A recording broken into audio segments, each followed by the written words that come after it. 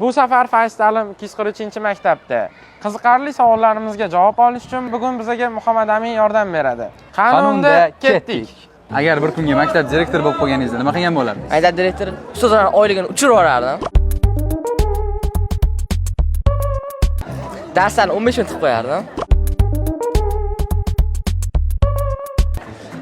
Bolalarga hamma shart-sharoitni aniq qilib, ustozlarni baqirtirmaydigan qilib, ani bola dars kech qolsa ham bor, ustoz indamaydigan o'tirib bolam deydigan qilardim.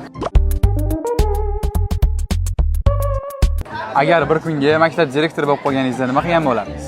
Maktabni butun tizimini o'zgartirib o'rgan bo'lardim. O'qiydigan hamma yaxshi bolalarni alohida, o'qimaydiganlarni alohida qilib qo'ygan bo'lardim. Agar imkoningiz bo'lganda maktab uchun qanaqa yangi fan qo'shgan bo'lardingiz? Yangi fan arxitektorlik.